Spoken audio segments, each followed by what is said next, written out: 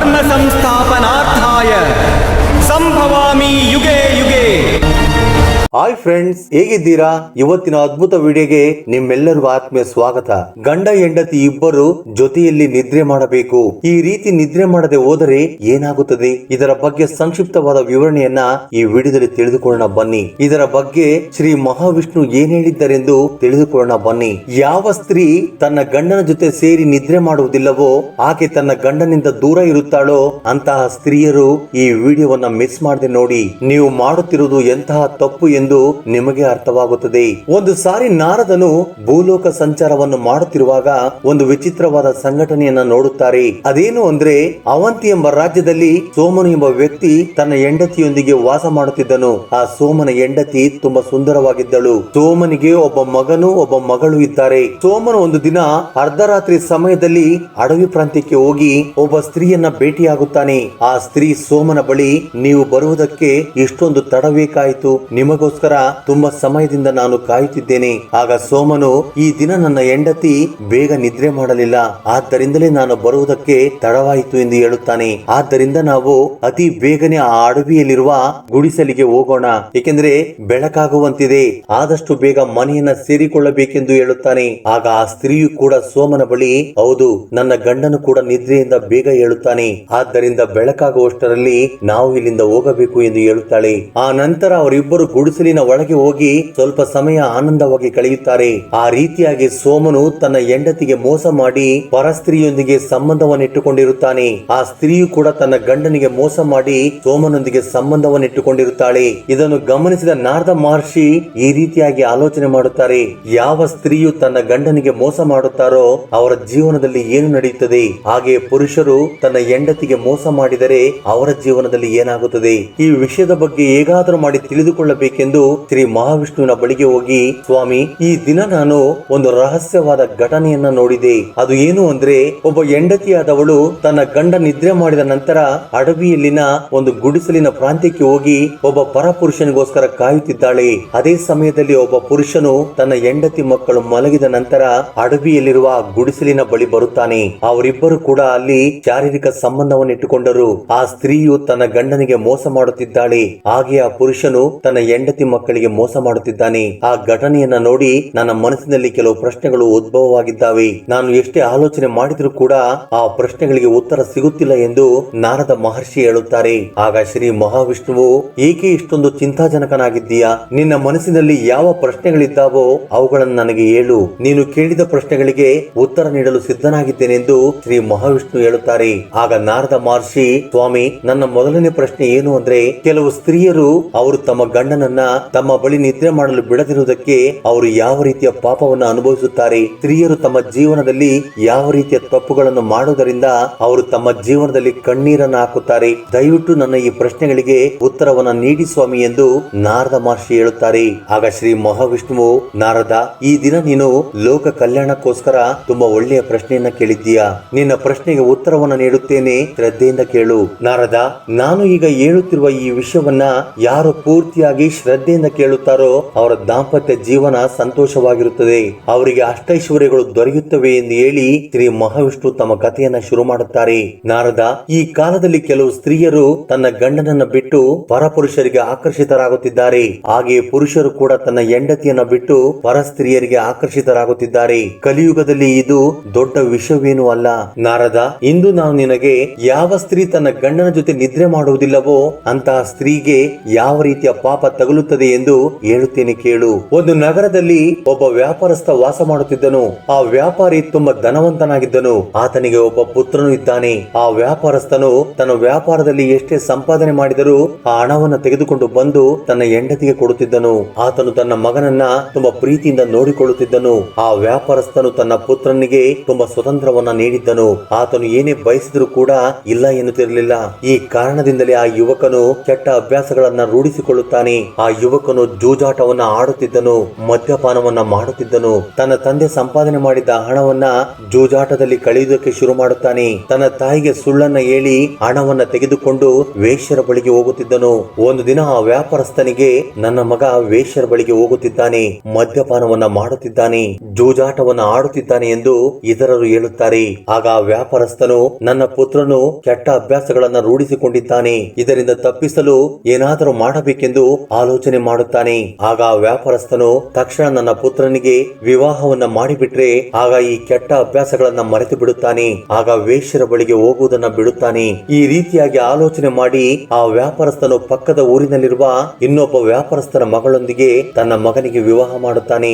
ಆ ಯುವತಿಯ ಹೆಸರು ಮೋಹಿನಿ. ಹಾಗೆ ತುಂಬಾ ಸುಂದರವಾಗಿರುವುದರ ಜೊತೆಗೆ ತುಂಬಾ ಗುಣವಂತಳು ಕೂಡ, ಅನೇಕ ಲಕ್ಷಣಗಳನ್ನ ಹೊಂದಿರುವಂತ ಸ್ತ್ರೀ. ಆ ನಂತರ ಯುವಕನು ವಿವಾಹವಾದ ನಂತರ ವೇಶ್ಯರಿಂದ ದೂರ ಇರುತ್ತಾನೆ, ತನ್ನ ಹೆಂಡತಿಯೊಂದಿಗೆ ಸಂತೋಷವಾಗಿ ಕಳೆಯುತ್ತಾನೆ. ಕಾಲ ಕಳೆದಂತೆ ಆ ಯುವಕನ ತಂದೆ ತಾಯಿಗಳು ಇಬ್ಬರು ಕೂಡ ಮರಣ ಹೊಂದುತ್ತಾರೆ. ಆ ಯುವಕನಿಗೆ ಕಾಮವ್ಯಸನ ದೂರವಾಯಿತೋ ಹೊರತು ಜೂಜಾಟವಾಡುವ ಅಭ್ಯಾಸ ಹೋಗಲಿಲ್ಲ. ಮದ್ಯಪಾನ ಮಾಡುತ್ತಾ ಜೂಜಾಟವನ್ನ ಆಡುತ್ತಾ ತನ್ನ ಆಸ್ತಿ ಪೂರ್ತಿಯಾಗಿ ಕಳೆದುಕೊಂಡನು. ಆತನ ಬಳಿ ಸಂಪಾದನೆ ಮಾಡುವ ಬುದ್ಧಿವಂತಿಕೆ ಕೂಡ ಇಲ್ಲ. ತನ್ನ ತಂದೆ ಸಂಪಾದನೆ ಮಾಡಿರುವ ಆಸ್ತಿಯನ್ನ ಪೂರ್ತಿಯಾಗಿ ಕಳೆದುಕೊಂಡನು. ಆಗ ಯುವಕನ ಹೆಂಡತಿ ಆತನ ಬಳಿ, ಸ್ವಾಮಿ, ಇಂದು ನಾವು ತಿನ್ನುವುದಕ್ಕೆ ನಮ್ಮ ಬಳಿ ಏನೂ ಇಲ್ಲ, ನೀವು ಮಹಾರಾಜರ ಬಳಿಗೆ ಹೋಗಿ ಅಲ್ಲಿ ಏನಾದರೂ ಕೆಲಸವನ್ನ ಕೇಳಿ, ನಾವು ಜೀವನ ಮಾಡುವುದಕ್ಕೆ ದುಡ್ಡು ಬೇಕಲ್ಲವೇ ಎಂದು ಹೇಳುತ್ತಾಳೆ. ಆಗ ಯುವಕನು ಮಹಾರಾಜರ ಬಳಿಗೆ ಹೋಗಿ ಕೆಲಸವನ್ನ ಕೇಳಿದ್ರೆ ಯಾರಿಗೆ ಏನು ಕೆಲಸ ಬರುತ್ತದೋ ಅವರನ್ನ ಆ ಕೆಲಸದಲ್ಲೇ ಇಟ್ಟುಕೊಳ್ಳುತ್ತೇನೆಂದು ಹೇಳುತ್ತಾರೆ. ಆದ್ರೆ ಈ ಯುವಕನಿಗೆ ಯಾವುದೇ ಕೆಲಸ ಬರುವುದಿಲ್ಲ. ಆದ್ದರಿಂದ ಮಹಾರಾಜರು ಈ ಯುವಕನಿಗೆ ಯಾವುದೇ ರೀತಿಯ ಕೆಲಸವನ್ನ ಕೊಡುವುದಿಲ್ಲ. ಅಷ್ಟೇ ಅಲ್ಲದೆ ಆತನಿಗೆ ಒಬ್ಬ ಪುತ್ರ ಒಬ್ಬ ಪುತ್ರಿ ಕೂಡ ಇದ್ದಾರೆ. ಅವರು ವಿವಾಹ ವಯಸ್ಸಿಗೆ ಬಂದಿದ್ದಾರೆ. ಆತನಿಗೆ ದುಡ್ಡಿನ ಅವಶ್ಯಕತೆ ತುಂಬಾ ಇದೆ, ಆದ್ರೆ ಆತನ ಬಳಿ ₹1 ಕೂಡ ಇಲ್ಲ. ಅಂತಹ ಸಮಯದಲ್ಲಿ ಆತನು ಸಂಸಾರ ನಡೆಸುವುದಕ್ಕೂ ಕೂಡ ತುಂಬಾ ಕಷ್ಟಕರವಾಗಿದೆ. ಆತನು ತನ್ನ ಶರೀರದಲ್ಲಿನ ಬಲವನ್ನು ಕೂಡ ವ್ಯರ್ಥವಾಗಿ ಹಾಳು ಮಾಡಿಕೊಂಡನು. ಈಗಿರುವಾಗ ಒಂದು ದಿನ ಆತನು ಕಾಮ ವ್ಯಸನದಿಂದ ತನ್ನ ಹೆಂಡತಿಯ ಬಳಿಗೆ ಹೋಗುತ್ತಾನೆ. ಆಗ ಆತನ ಹೆಂಡತಿ ಈ ರೀತಿಯಾಗಿ ಹೇಳುತ್ತಾಳೆ, ಏನ್ರಿ, ಈ ಪ್ರಪಂಚದಲ್ಲಿ ಎಲ್ಲದಕ್ಕಿಂತ ದೊಡ್ಡ ಸುಖ ಅಂದ್ರೆ ಕಾಮ ಸುಖ ಮಾತ್ರವಲ್ಲ. ಯಾರು ಈ ಕಾಮದ ಮತ್ತಿಗೆ ಬಿದ್ದು ಕುರುಡರಾಗುತ್ತಾರೋ ಅವರ ಜೀವನ ಸರ್ವನಾಶವಾಗುತ್ತದೆ. ಸ್ವಾಮಿ, ಇಂದು ನಾನು ನಿಮ್ಮಲ್ಲಿರುವ 3 ತಪ್ಪುಗಳನ್ನ ಹೇಳುತ್ತೇನೆ, ನೀವು ಜಾಗ್ರತೆಯಿಂದ ಕೇಳಿ. ತುಂಬಾ ಮಂದಿ ಮನುಷ್ಯರು ಈ 3 ತಪ್ಪುಗಳನ್ನ ಮಾಡುತ್ತಲೇ ಇರುತ್ತಾರೆ. ಕೆಲವು ಮಂದಿ ತಿಳಿಯದೆ ಮಾಡುತ್ತಾರೆ, ಇನ್ನು ಕೆಲವರು ಗೊತ್ತಿದ್ದು ಮಾಡುತ್ತಾರೆ. ಯಾವ ಮನುಷ್ಯನು ಈ 3 ತಪ್ಪುಗಳನ್ನ ಮಾಡುತ್ತಾನೋ ಅವರ ಜೀವನಗಳು ಸರ್ವನಾಶವಾಗುತ್ತವೆ. ಮೊದಲನೇ ತಪ್ಪು ಏನು ಅಂದ್ರೆ, ಜೀವನವು ಪ್ರಾರಂಭವಾಗುವ ಸಮಯದಲ್ಲಿ ಯಾವುದಾದರೂ ಒಂದು ವಿಷಯದಲ್ಲಿ ಕೂಡ ನೈಪುಣ್ಯತೆಯನ್ನು ಹೊಂದಿರುವುದಿಲ್ಲ. ಅಂತವರು ತಮ್ಮ ಜೀವನದಲ್ಲಿ ಅನೇಕ ರೀತಿಯ ಕಷ್ಟಗಳನ್ನ ಅನುಭವಿಸುತ್ತಾರೆ. ನೀವು ಮಾಡಿದ ಈ ತಪ್ಪೆ ನಿಮ್ಮನ್ನು ಜೀವನ ಪರ್ಯಂತ ದುಃಖವನ್ನ ನೀಡುತ್ತದೆ. ಇನ್ನು ನೀವು ಮಾಡಿದ ಎರಡನೇ ತಪ್ಪು ಏನು ಅಂದ್ರೆ, ಕೆಲಸ ಮಾಡಲು ಸೋಮಾರಿತನ ಬೀಳುವುದು. ನೀವು ಯೌವನದಲ್ಲಿದ್ದಾಗ ಯಾವುದೇ ಕೆಲಸವನ್ನ ಮಾಡಲಿಲ್ಲ, ಕೆಲಸಗಳನ್ನ ಮಾಡಲು ಸೋಮಾರಿತನ ಬೀಳ್ತಾ ಇದ್ರಿ, ಸಮಯವನ್ನ ನೀವು ಸರಿಯಾಗಿ ಸದುಪಯೋಗ ಮಾಡಿಕೊಳ್ಳಲಿಲ್ಲ, ಆದ್ದರಿಂದ ನೀವು ನಿಮ್ಮ ಗುರಿಯನ್ನ ಮುಟ್ಟಲಾಗಲಿಲ್ಲ. ಮೂರನೇ ತಪ್ಪು, ಕೆಟ್ಟ ಅಭ್ಯಾಸಗಳನ್ನ ರೂಢಿಸಿಕೊಳ್ಳುವುದು, ಚಿಕ್ಕ ವಯಸ್ಸಿನಲ್ಲಿಯೇ ಕೆಟ್ಟವರ ಸಹವಾಸ ಮಾಡುವುದು. ಇವುಗಳೆಲ್ಲವೂ ನೀವು ಜೀವನದಲ್ಲಿ ಉನ್ನತ ಮಟ್ಟಕ್ಕೆ ಹೋಗುವುದನ್ನ ತಡೆಯುತ್ತವೆ ಮತ್ತು ನಿಮ್ಮ ಜೀವನವನ್ನ ಸರ್ವನಾಶ ಮಾಡುತ್ತವೆ. ಎಲ್ಲದಕ್ಕಿಂತ ಮುಖ್ಯವಾದ ವಿಷಯವೇನು ಅಂದ್ರೆ, ನೀವು ನಿಮ್ಮ ಆರೋಗ್ಯದ ಕಡೆ ಗಮನ ಹರಿಸದೇ ಇರುವುದು. ನೀವು ಯೌವನದಲ್ಲಿ ಮಾನಸಿಕ ಮತ್ತು ಶಾರೀರಿಕ ಆರೋಗ್ಯದ ಬಗ್ಗೆ ಗಮನ ಹರಿಸಲಿಲ್ಲ. ಆದ್ದರಿಂದಲೇ ಸಮಯ ಕಳೆದಂತೆ ವಯಸ್ಸಾದಂತೆ ಅನೇಕ ರೀತಿಯ ಅನಾರೋಗ್ಯ ಸಮಸ್ಯೆಗಳು ಬರುತ್ತವೆ. ಆದ್ದರಿಂದ ಆರೋಗ್ಯದ ಕಡೆ ಗಮನ ಹರಿಸುವುದು ತುಂಬಾ ಮುಖ್ಯ.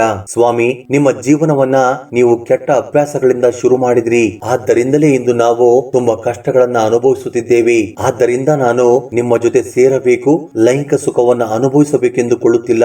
ನಿಮ್ಮ ಜೊತೆ ಸೇರಬೇಕು, ನಿಮ್ಮ ಜೊತೆ ನಿದ್ರೆ ಮಾಡಬೇಕೆಂದುಕೊಳ್ಳುತ್ತಿಲ್ಲ. ಈಗ ನಮ್ಮಿಬ್ಬರ ವಯಸ್ಸು ಅರ್ಧಕ್ಕಿಂತ ಹೆಚ್ಚಾಗಿದೆ. ನಾನು ಭಗವಂತನಿಗೆ ಸೇವೆ ಮಾಡಬೇಕೆಂದುಕೊಳ್ಳುತ್ತಿದ್ದೇನೆ. ಭಗವಂತನು ನಮಗೆ ತಪ್ಪದೆ ಸಹಾಯ ಮಾಡುತ್ತಾರೆ.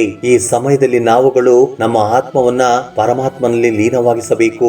ವ್ಯಕ್ತಿಗಳು ವಯಸ್ಸು ಬರುವವರೆಗೂ ಬ್ರಹ್ಮಚಾರಿಗಳಾಗಿಯೇ ಇರುತ್ತಾರೆ. ಯೌವನ ಬಂದ ತಕ್ಷಣ ವಿವಾಹ ಜೀವನಕ್ಕೆ ಹೋಗುತ್ತಾರೆ. ವಿವಾಹ ಜೀವನಕ್ಕೆ ಬಂದ ತಕ್ಷಣ ಸಂತಾನ ಜೀವನ ಬೇಕೆಂದು ಬಯಸುತ್ತಾರೆ. ಸಂತಾನ ಜೀವನ ಸಿಕ್ಕ ನಂತರ ಅವರ ವಿವಾಹದ ಬಗ್ಗೆ ಯೋಚನೆ ಮಾಡುತ್ತಾರೆ. ನಂತರ ವೃದ್ಧಾಪ್ಯರಾಗುತ್ತಾರೆ. ಮತ್ತೆ ಅವರು ಬ್ರಹ್ಮಚಾರಿ ಜೀವನಕ್ಕೆ ಮರಳಿ ಹೋಗುತ್ತಾರೆ. ಯಾವ ರೀತಿ ಮೊದಲಿಗೆ ವಿವಾಹರಹಿತ ಜೀವನವನ್ನು ಅನುಭವಿಸುತ್ತಿದ್ದರೋ ಮತ್ತೆ ಅಲ್ಲಿಗೆ ಹೋಗುತ್ತಾರೆ. ಈ ರೀತಿಯಾಗಿ ಬ್ರಹ್ಮಚಾರಿ ಜೀವನವನ್ನ ವ್ಯರ್ಥ ಮಾಡಿಕೊಂಡ್ರಿ. ಅದೇ ರೀತಿ ವೃದ್ಧಾಪ್ಯ ಜೀವನವನ್ನ ವ್ಯರ್ಥ ಮಾಡಿಕೊಳ್ಳಬೇಡಿ. ಪೂಜಾ ವಿಧಿ ವಿಧಾನಗಳನ್ನ ಭಜನೆ ಭಜನೆಗಳನ್ನ ಕೀರ್ತನೆಗಳನ್ನ ಮಾಡಬೇಕು. ನಾನು ನಿಮ್ಮನ್ನು ನಾಶವಾಗುವುದಕ್ಕೆ ಬಿಡುವುದಿಲ್ಲ. ಈಗ ನಾನು ಹೇಳಿರುವುದು ನಿಮಗೆ ಅರ್ಥವಾಗಿರುತ್ತದೆ. ನಾನು ನಿಮ್ಮ ಜೊತೆ ಕಾಮಕ್ರೀಡೆ ಬೇಡ ಎಂದು ಹೇಳುವುದಕ್ಕೆ ಕಾರಣವೇನೆಂದು ಗೊತ್ತೇ? ನಮ್ಮ ಗುರಿ ಈಗ ನಮ್ಮ ಮಕ್ಕಳಿಗೆ ವಿವಾಹ ಮಾಡುವುದು. ನೀವು ಕಾಮ ವ್ಯಸನಿಯಾಗದೆ ಆ ಕೆಲಸದಲ್ಲಿ ನಿರತರಾಗಿ ಯಾವತ್ತೋ ಒಂದು ದಿನ ಆ ಭಗವಂತನು ನಮ್ಮ ಕೂಗನ್ನ ಕೇಳುತ್ತಾರೆ ಎಂದು ಹೇಳುತ್ತಾಳೆ. ಒಂದು ದಿನ ಆ ವ್ಯಕ್ತಿ ಹೆಂಡತಿ ಒಬ್ಬ ವಯಸ್ಸಾದ ಮಹಿಳೆಯನ್ನ ಭೇಟಿಯಾಗುತ್ತಾಳೆ. ಆ ವಯಸ್ಸಾದ ಮಹಿಳೆ, ನನಗೆ ಮಕ್ಕಳಿಲ್ಲ, ನನ್ನನ್ನು ಜಾಗೃತವಾಗಿ ನೋಡಿಕೊಳ್ಳಿ, ನನಗೆ 2 ಹೊತ್ತು ಊಟವನ್ನು ಹಾಕಿದ್ರೆ ಸಾಕು ಅಂತ ಹೇಳಿ ಆ ವಯಸ್ಸಾದ ವೃದ್ಧೆ ಅವರ ಮನೆಯಲ್ಲಿ ಇರುವುದಕ್ಕೆ ಶುರು ಮಾಡುತ್ತಾಳೆ. ಆ ವಯಸ್ಸಾದ ವೃದ್ಧೆ ತನ್ನ ಸಂಪತ್ತನ್ನೆಲ್ಲವನ್ನು ಕೂಡ ಆ ಮಹಿಳೆಗೆ ನೀಡುತ್ತಾಳೆ. ಆ ಹಣದಿಂದಲೇ ಆ ವ್ಯಕ್ತಿ ತನ್ನ ಮಕ್ಕಳ ವಿವಾಹವನ್ನ ಮಾಡುತ್ತಾನೆ. ಈಗ ಪೂರ್ತಿ ಕುಟುಂಬ ಸಂತೋಷವಾಗಿ ಜೀವನ ಕಳೆಯುತ್ತಿದ್ದಾರೆ. ಮತ್ತೆ ಆ ವ್ಯಕ್ತಿ ದುಡ್ಡು ಬಂದಿದ್ದರಿಂದ ತಪ್ಪು ದಾರಿಗೆ ಹೋಗುತ್ತಾನೆ. ಅದಕ್ಕೆ ಕಾರಣ ಆತನ ಹೆಂಡತಿ ಅವನ ಜೊತೆ ನಿದ್ರೆ ಮಾಡುವುದಕ್ಕೆ ನಿರಾಕರಿಸಿದ್ದಳು. ಆತನ ಜೊತೆ ಶಾರೀರಿಕ ಸಂಬಂಧಕ್ಕೆ ಒಪ್ಪಿಕೊಳ್ಳಲಿಲ್ಲ. ಆದ್ದರಿಂದಲೇ ಮತ್ತೆ ಆತನು ಕೆಟ್ಟ ಅಭ್ಯಾಸಕ್ಕೆ ದಾಸನಾಗುತ್ತಾನೆ. ನಾರದ, ನೀವು ಅಡವಿಯಲ್ಲಿನ ಗುಡಿಸಲಿನಲ್ಲಿ ಯಾರನ್ನ ನೋಡಿ ಬಂದ್ರೋ ಆ ಸೋಮನೇ ಈ ವ್ಯಕ್ತಿ ಸ್ತ್ರೀಯ ಪ್ರೀತಿಯ ಜಾಲದಲ್ಲಿ ಬಿದ್ದಿದ್ದಾನೆ. ಏಕೆಂದ್ರೆ ಆತನ ಹೆಂಡತಿ ಅವನ ಜೊತೆ ನಿದ್ರೆ ಮಾಡುತ್ತಿಲ್ಲ, ಆತನ ಕಾಮವನ್ನ ಶಾಂತಗೊಳಿಸುತ್ತಿಲ್ಲ. ಅವನು ತನ್ನ ಕೋರಿಕೆಯನ್ನ ತೀರಿಸಿಕೊಳ್ಳುವುದಕ್ಕೆ ಪರಸ್ತ್ರೀಯ ಕಾಮದಲ್ಲಿ ಬಿದ್ದಿದ್ದಾನೆ. ಆದ್ದರಿಂದಲೇ ಆತನು ತನ್ನ ಹೆಂಡತಿ ಮಕ್ಕಳು ನಿದ್ರೆ ಮಾಡಿದ ನಂತರ ಅಡವಿಗೆ ಹೋಗಿ ಆ ಸ್ತ್ರೀಯ ಬಳಿ ತನ್ನ ಕೋರಿಕೆಯನ್ನ ತೀರಿಸಿಕೊಳ್ಳುತ್ತಿದ್ದಾನೆಂದು ಶ್ರೀ ಮಹಾವಿಷ್ಣು ಹೇಳಿ, ನಾರದ, ಸ್ತ್ರೀಯರು ಈ ರೀತಿ ಕೂಡ ಮಾಡಬಾರದು. ಒಬ್ಬ ಗಂಡನಾದವನನ್ನ ಆ ರೀತಿಯಾಗಿ ಬಿಡಬಾರದು. ಸೋಮನ ಹೆಂಡತಿ ಯಾವ ರೀತಿ ಮಾಡಿದಳೋ ಆ ರೀತಿಯಾಗಿ ಖಂಡಿತವಾಗಿ ಮಾಡಬಾರದು. ಇದ್ದಕ್ಕಿದ್ದ ಹಾಗೆ ಹೆಂಡತಿಯರು ತನ್ನ ಗಂಡನನ್ನ ಬಿಟ್ಟರೆ, ಅವರ ಜೊತೆ ಕಾಮ ಕ್ರೀಡೆಯನ್ನ ನಡೆಸದೇ ಇದ್ದರೆ ಅವರು ತಪ್ಪು ದಾರಿಗೆ ಹೋಗಿ ಬಿಡುತ್ತಾರೆ. ಸ್ತ್ರೀಯರು ರಾತ್ರಿಯ ಸಮಯದಲ್ಲಿ ತನ್ನ ಗಂಡನ ಬಳಿ ಮಲಗುವುದನ್ನ ನಿಲ್ಲಿಸಬಾರದು. ಯಾವ ಸ್ತ್ರೀ ರಾತ್ರಿಯ ಸಮಯದಲ್ಲಿ ತನ್ನ ಗಂಡನನ್ನ ತಮ್ಮ ಪಕ್ಕದಲ್ಲಿ ನಿದ್ರೆ ಮಾಡಲು ಬಿಡುವುದಿಲ್ಲವೋ ಅಂತಹ ಪುರುಷರು ಬೇರೊಬ್ಬ ಸ್ತ್ರೀಯನ್ನ ಹುಡುಕಿಕೊಂಡು ಹೋಗುತ್ತಾರೆ. ಆದ್ದರಿಂದ ಸ್ತ್ರೀಯರು ರಾತ್ರಿಯ ಸಮಯದಲ್ಲಿ ತಮ್ಮ ಗಂಡನನ್ನ ಒಂಟಿಯಾಗಿ ಬಿಡಬಾರದು. ಈ ರೀತಿಯಾಗಿ ಮಾಡಿದ ಸ್ತ್ರೀ ಮಹಾಪಾಪವನ್ನ ಮಾಡಿದವಳಾಗುತ್ತಾಳೆ. ಆದ್ದರಿಂದ ಪ್ರತಿಯೊಬ್ಬ ಸ್ತ್ರೀಯು ಕೂಡ ತನ್ನ ಗಂಡನ ಜೊತೆ ಮಲಗಿಕೊಳ್ಳಬೇಕು. ತಮ್ಮ ಗಂಡನು ಯಾವಾಗಲೂ ಕಾಮ ವ್ಯಸನಿಯಾಗಿದ್ದರೆ ಆತನನ್ನ ನಿಧಾನವಾಗಿ ಬದಲಾಯಿಸಿ ಒಳ್ಳೆಯ ದಾರಿಗೆ ತರಬೇಕು. ಒಳ್ಳೆಯ ವಿಷಯಗಳ ಬಗ್ಗೆ ಆತನ ಜೊತೆ ಚರ್ಚೆ ಮಾಡಬೇಕು. ಭಗವಂತನ ಬಗ್ಗೆ ಚರ್ಚೆಗಳನ್ನ ಮಾಡಬೇಕು. ಯಾವ ಸ್ಥಳದಲ್ಲಿ ಭಗವಂತನ ಚರ್ಚೆ ನಡೆಯುತ್ತಿರುತ್ತದೋ ಆ ಸ್ಥಳಕ್ಕೆ ಆ ವ್ಯಕ್ತಿಯನ್ನ ಕರೆದುಕೊಂಡು ಹೋಗಬೇಕು. ಅವರ ಕೆಟ್ಟ ಆಲೋಚನೆಗಳನ್ನ ಮರೆಸಿ ಒಳ್ಳೆ ಆಲೋಚನೆಗಳು ಬರುವಂತೆ ಮಾಡಬೇಕು. ನಿಧಾನವಾಗಿ ಒಳ್ಳೆಯ ಮಾರ್ಗಕ್ಕೆ ತರಬೇಕು. ಆಗ ಮಾತ್ರವೇ ಗಂಡ ಹೆಂಡತಿಯರ ಜೀವನ ಸಫಲವಾಗುತ್ತದೆ. ಅದನ್ನ ಬಿಟ್ಟು ಸ್ತ್ರೀಯರು ಭಗವಂತನ ಭಕ್ತಿಯಲ್ಲಿ ಲೀನವಾಗಿ ಅವರು ಶಾರೀರಿಕ ಸಂಬಂಧವನ್ನ ತ್ಯಾಗ ಮಾಡಿದರೆ ತಮ್ಮ ಗಂಡಂದಿರು ಪರಸ್ತ್ರೀಯರ ಸಾಂಗತ್ಯವನ್ನ ಬಯಸುತ್ತಾರೆ.